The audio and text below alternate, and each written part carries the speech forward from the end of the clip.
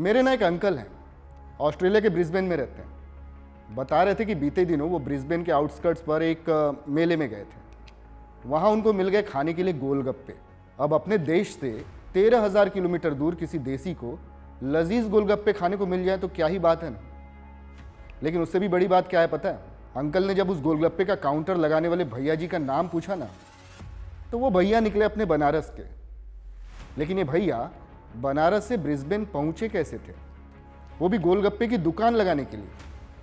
अब यही तो बात है ना नॉर्थ इंडियंस में, कि ये रोजी रोटी की तलाश में संसार के किसी भी कोने में पहुंच जाते हैं। और यही वजह है कि आमची मुंबई में भी इनकी तादाद अब अच्छी खासी हो गई है। इतनी अच्छी कि अब वोटर्स की हैसियत में ये यहाँ चुनाव जिताने या हराने की कुव्वत रखते हैं। क्या यही वजह है कि इस समय हर पॉलिटिकल पार्टी अब इन नॉर्थ इंडियंस को अपना बनाने में लगी है? नॉर्थ इंडियंस के लिए राजनीतिक दलों के अचानक उमड़े प्रेम की वजह क्या है, बताते हैं आपको। Welcome to the big bench TV. बीते दिनों शिवसेना के उद्धव गुट ने अपने arch rival CM Eknath Shinde के गढ़ ठाणे में एक सभा की।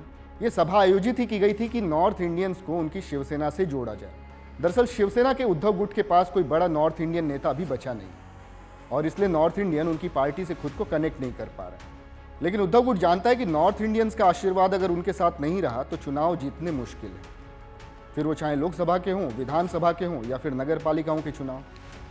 अब जरा सोचिए, वही शिवसेना है जिसने कभी इन्हीं नॉर्थ इंडियंस को पर प्रांतीय कहकर महाराष्ट्र से खदेड़ने की मुहिम चलाई थी, क्योंकि इनको लगता था कि नॉर्थ इंडियंस यहाँ की नौकरियाँ खा जा रहे हैं, जिस पर पहला हक यहाँ के भूमिपुत्रों मतलब मराठी लोगों का है। खैर, वो राजनीति ज़्यादा काम नहीं आई, ये हम सबको पता है।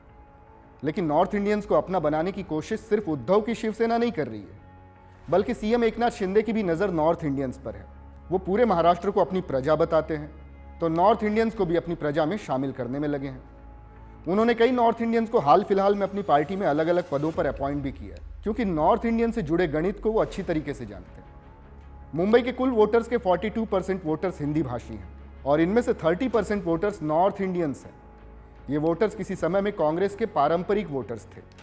इन्हीं के दम पर कांग्रेस कभी सरकार बनाया करती थी। लेकिन जब से उत्तर भारतीयों ने कांग्रेस का साथ छोड़ा, तब से उसकी सीटें लगातार घटती चली गईं। बीएमसी में भी कांग्रेस के नगर सेवकों की संख्या लगातार कम होती गई। अब बीजेपी की लॉटरी लगी है।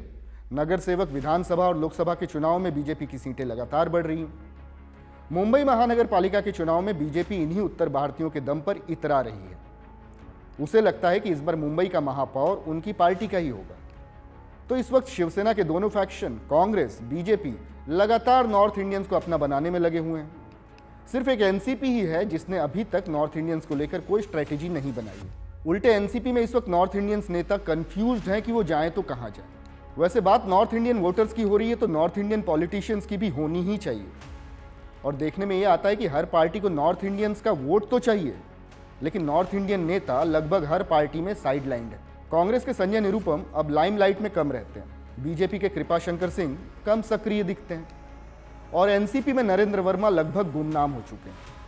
ये वो नेता हैं जिन्हें उनकी पार्टियां अपने लिए कभी बहुत बड़ा नॉर्थ इंडियन फेस मानती थी।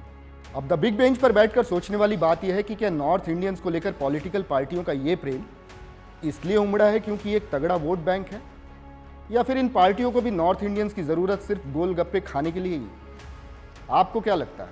आप हमें कमेंट करके बता सकते हैं। ये वो गोलगप्पे वाला है क्या? हाँ, रुकना उसको, मैं आ रहा हूँ। And keep watching the big bench, बैठ के सोच।